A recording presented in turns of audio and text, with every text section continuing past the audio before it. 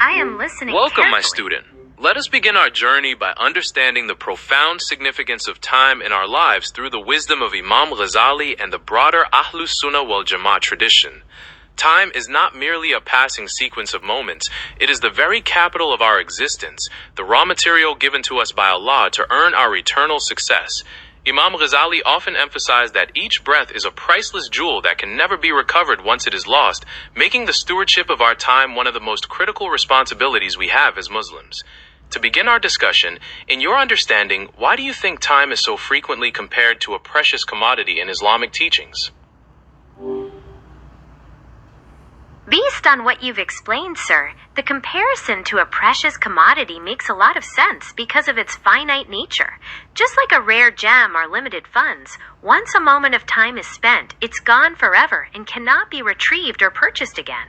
This makes every single breath and second an invaluable opportunity that we are accountable for, as you mentioned, to invest in our eternal success.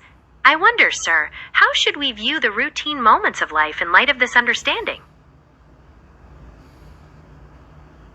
That is an excellent insight, and you have grasped the core principle perfectly. When it comes to the routine moments of life, Imam Ghazali taught us that nothing is truly mundane if it is done with the right intention. Even the most basic daily tasks, like sleeping, eating, or working to provide for one's family, can be transformed into acts of worship if they are performed for the sake of pleasing Allah and fulfilling one's duties. This means that mindfulness is key. One should always be conscious of the divine presence and strive to imbue every action, no matter how small, with a noble purpose. Considering this, how might you apply this concept of intention to a specific routine activity in your daily life? That is a beautiful perspective, sir, and it truly elevates the way I view my everyday actions. To apply this to a specific routine, let's take the act of sleeping. Usually, sleep is seen as just a biological necessity to recharge. However, by aligning my intention with Imam Ghazali's teachings, I can intend to rest my body so that I have the energy to perform acts of worship, earn a halal living, and serve others. I wonder, sir, how might one maintain this level of mindfulness throughout an entire day without losing focus? Maintaining mindfulness throughout the entire day requires a conscious, consistent practice. Imam Ghazali recommended implementing concepts like muraqabah, which is vigilance, and muhasabah, or self-accountability. To begin each day, renew your intentions and dedicate every action to Allah before you start. Then, pause before embarking on any task to ensure your purpose remains pure. Finally, in the evening, take a few moments to reflect on your day, acknowledging your successes and seeking forgiveness for any shortcomings. How feasible does a morning intention and an evening reflection seem in your current routine? Applying morning intention and evening reflection seems highly feasible in my routine, sir. It's a matter of shifting my morning routine to include that dedicated moment of dedication, and then setting a gentle reminder for the evening to pause and review. By making these small adjustments, I can weave mindfulness into the fabric of my days. I wonder, sir, what is the most important thing to keep in mind when seeking forgiveness during the evening reflection? The most important thing to keep in mind when seeking forgiveness during the evening reflection is the sincerity of your repentance, known as tawbah. Imam Ghazali taught that true forgiveness isn't just about reciting words. It requires genuine remorse for any shortcomings, a firm resolve to abandon the sin, and a commitment to not return to it in the future. It's also about recognizing that Allah's mercy is vast, and turning back to Him with humility is an essential form of worship. Considering this, how might you cultivate that sense of sincere remorse during your personal reflections? Cultivating that sincere remorse, as Imam Ghazali described, really involves a deep contemplation of one's actions in light of divine majesty. It means not just acknowledging a mistake, but feeling genuine sorrow for having fallen short, driven by a love and respect for Allah. I suppose moving from that remorse That is to a a firm profound resolve and beautiful requires way to put it. That deep contemplation you described is the heart of muhasabah, allowing you to measure your actions against the infinite perfection and mercy of Allah. When you feel that genuine sorrow, it transforms from a feeling of guilt into a powerful motivator for positive change and spiritual growth. Reflecting on this, how do you feel this understanding of remorse will influence your approach to daily tasks and interactions tomorrow? This understanding of remorse, sir, will profoundly influence my approach to tomorrow. Rather than dwelling on unproductive guilt, I will view any shortcomings as opportunities to learn and grow, motivating me to be more mindful and compassionate in my tasks and interactions. I wonder, sir, what is the best way to cultivate this mindset of continuous improvement when I face challenges tomorrow? To cultivate that mindset of continuous improvement, Imam Ghazali taught us to embrace trials and challenges as opportunities for spiritual elevation. When you face difficulty, the first step is to respond with sabr or patience, recognizing that hardships are a test from Allah designed to strengthen your faith and character. Alongside patience, practice gratitude or shukr, looking for the lessons hidden within the trial and thanking Allah for the opportunity to learn and grow. Reflecting on this, how do you plan to implement patience and gratitude in your approach to tomorrow's challenges? To implement patience and gratitude, sir, I will first pause when faced with difficulty tomorrow, recognizing that it's a test to strengthen my faith. Alongside this, I'll actively seek the lessons within the trial and offer gratitude to Allah for the chance to learn and grow. What is the best way to maintain this perspective when the feelings of frustration arise strongly? When strong feelings of frustration arise, Imam Ghazali and our traditions advise you to physically change your state. For instance, if you are standing, sit down, and if you are sitting, lie down, as this helps dissipate the initial surge of anger.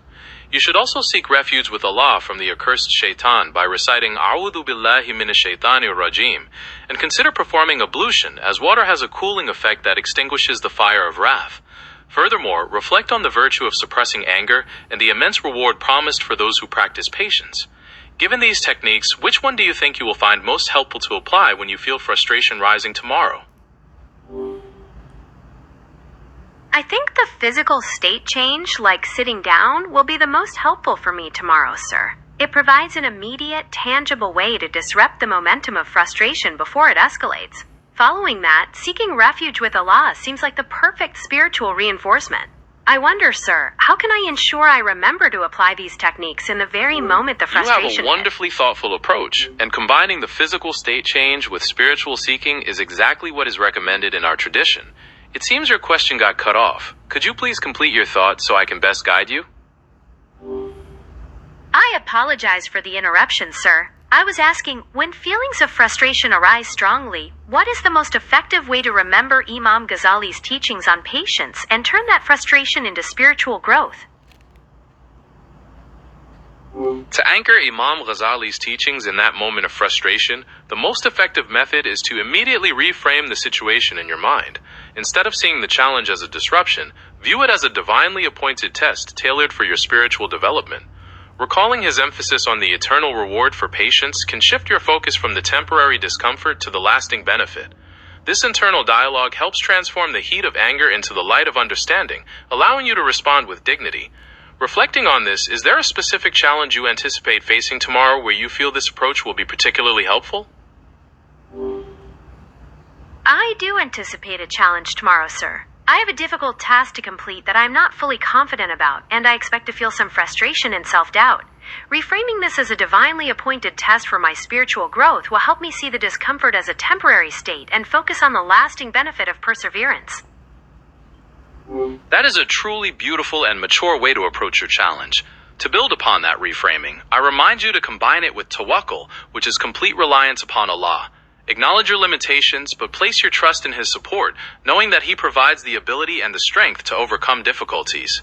Approach this task with the intention of doing your absolute best as an act of devotion, and leave the results to Him. Is there a particular aspect of the task that you feel will test your confidence the most?